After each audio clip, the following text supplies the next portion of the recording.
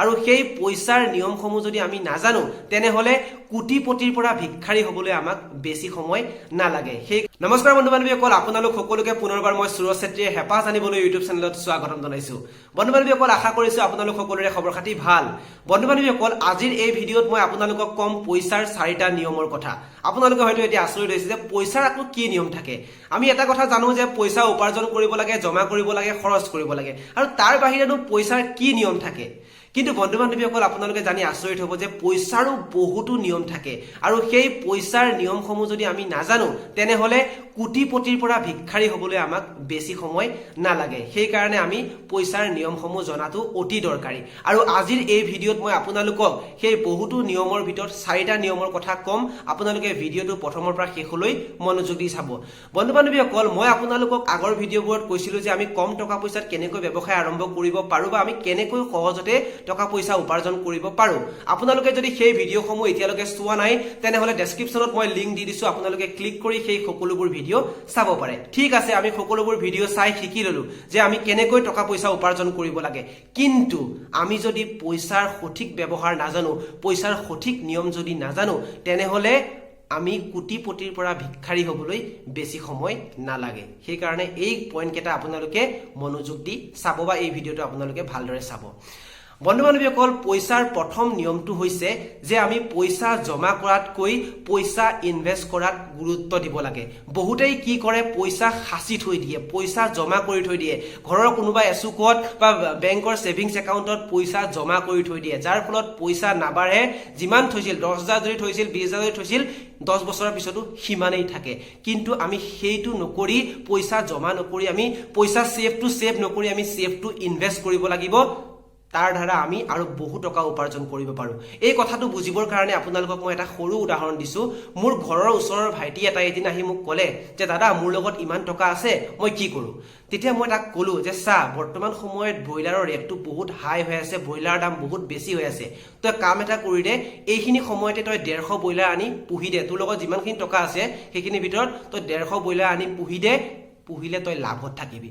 আৰু সি মোৰ কথা মতে কি কৰিলে, 150 ব্ৰইলাৰ আনিলে, আৰু 150 ব্ৰইলাৰ আনি সি 43 দিনলৈকে পুহিলে, মানে 43 ডেইজত সি চেল কৰি দিলে, বেছি দিলে। আৰু সি 43 ডেইজত কিমান টকা পালে গম পাইছেনে? 49,000।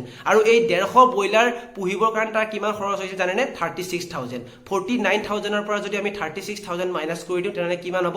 13,000 টকা।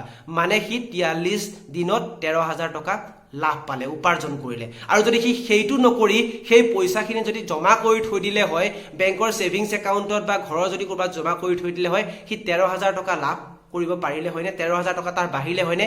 অবভিয়াছলি নাবাঢ়িলে হয়। সেইকাৰণে আমি পইচাসমূহ ছেভ নকৰি ছেভ টু ইনভেষ্ট কৰিব লাগে। পইচাসমূহ আমি কামত লগাই দিব লাগে, তেতিয়াহে আমাৰ পইচা বাঢ়িব।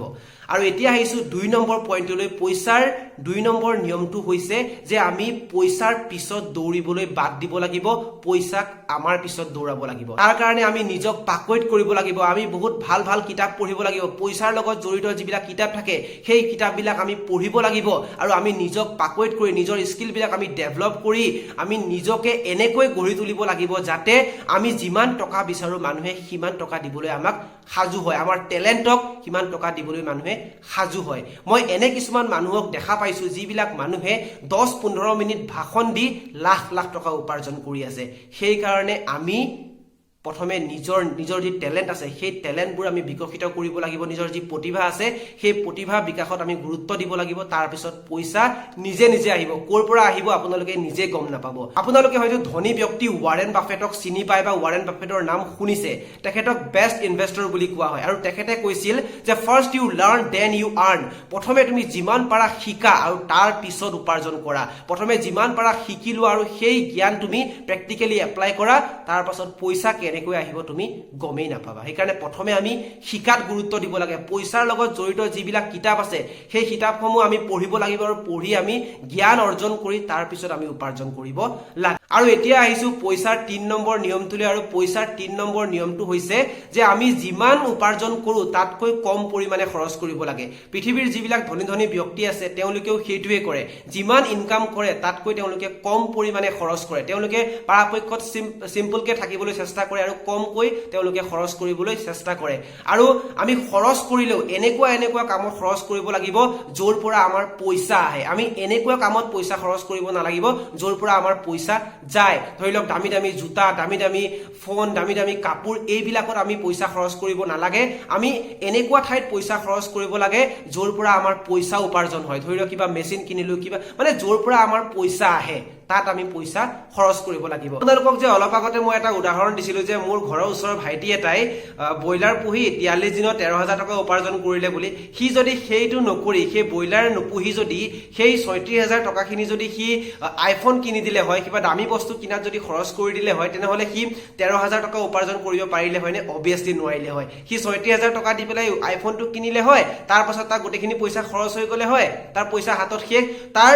উপাৰ্জন নহয় তাৰ পৰা খৰচে হলে হয় এই মোবাইল ৰিচাৰ্জ কিবা কিবি এইবিলাকৰ নামত খৰচে হল হয় কিন্তু সি সেইটো নকৰি ব্ৰইলাৰ পুহিলে যাৰ ফলত তাৰ আৰু 13,000 টকা বাঢ়িলে সেই কাৰণে আমি এনেকুৱা ঠাইত পইচা খৰচ কৰিব লাগে য'ৰ পৰা আমাৰ উপাৰ্জন হয় আৰু আমাৰ যিমান উপাৰ্জন তাতকৈ আমি কম পৰিমাণে খৰচ কৰিবলৈ চেষ্টা কৰিব লাগে ধৰি লওক মই কৰবাত চাকৰি কৰো আৰু চাকৰি কৰি মই দৰমহা পাওঁ 20,000 টকা আৰু যদি মই সেই বুলিয়েই 16,000 টকা এটা ৰুম ভাড়া লওঁ হাইফাই ৰুম এটা ভাড়া লওঁ য'ত মই 16,000 টকা দিবলগীয়া হয় আৰু মোৰ খোৱা বোৱাৰ নামত খৰচ হয় 6,000 টকা কিমান হল 16,000 টকা প্লাস 6,000 টকা 22,000 টকা 22,000 টকা খৰচ হয় মোৰ উপাৰ্জন হয় 20,000 টকা উল্টাই মোৰ ধাৰ লাগি আছে এনেকৈ চলিব জানো অবিয়াসলি নচলে এনেকৈ হলে গোটেই জীৱনটো আমি ধাৰ ঋণতে চলি থাকিব লাগিব আমাৰ উন্নতি কেতিয়াও নহব আমি মৰাৰ আগ মুহূৰ্তলৈকে কামে কৰি থাকিব লাগিব তো সেই কাৰণে আমি আমাৰ যিমান উপাৰ্জন তাতকৈ আমি কম পৰিমাণে খৰচ কৰিবলৈ চেষ্টা কৰিব লাগে এতিয়া আহিছো 4 নম্বৰ নিয়মটোলৈ পইচাৰ 4 নম্বৰ নিয়মটোলৈ আৰু সেইটো হৈছে আমি ইএমআই লোন এইবিলাকৰ পৰা যিমান পাৰো আতৰত থাকিব লাগে কাৰণ এইবিলাকে আমাক কি কৰে আমাক টেনচন দিয়ে আমাক চিন্তাত পেলায় চাওক ইএমআইত যেতিয়া আমি বস্তু কোনোবা এটা বস্তু কিনো তেতিয়া আমাৰ এটা টেনচন থাকে যে আহা মাহত আমি পইচা কেনেকৈ মেনেজ কৰো কোৰ পৰা উপাৰ্জন কৰো কি কৰো কেনেকৈ সেইবিলাক আমাৰ চিন্তা থাকে যাৰ ফলত আমাৰ টোপনি নাইকিয়া হয় তো আমাৰ বিভিন্ন ধৰণৰ সমস্যাৰ সৃষ্টি হয় আৰু কি হয় আমি যেতিয়া কোনোবা কাম পছন্দ নকৰো কিবা চাকৰি কৰিবলৈ আমাৰ পছন্দ নাই তথাপিও আমি কামটো কৰিব লাগে কাৰণ আমি ইএমআই দিব লাগে সেই কাৰণে আমি এই ইএমআই লোন এইবিলাকৰ পৰা যিমান পাৰো আতৰত থাকিব লাগে সো বন্ধু বান্ধৱীসকল এইকেইটা আছিল পইচাৰ 4টা নিয়ম আৰু আছে মই আপোনালোকক নেক্সট ভিডিঅ'ত ক'বলৈ চেষ্টা কৰিম যদি আপোনালোকে এই ভিডিঅ'টোৰ জৰিয়তে কিবা এটা শিকিব পাৰিছো বুলি ভাবে তেনেহলে প্লিজ ভিডিঅ'টো লাইক কৰি দিব আৰু বন্ধুবৰ্গৰ মাজত পাৰিলে শ্বেয়াৰ কৰি দিব আৰু যদি আপোনালোকে এতিয়ালৈকে এই চেনেলটো সাবস্ক্ৰাইব কৰা নাই তেনেহলে প্লিজ চেনেলটো সাবস্ক্ৰাইব কৰি ওচৰত থকা টিলিঙাটো বজাই দিব আৰু কিবা ক'ব লগা থাকিলে কমেন্ট বক্সত কমেন্ট কৰি জনাব আজিলৈ মোক দিয়ক বিদায় বাই বাই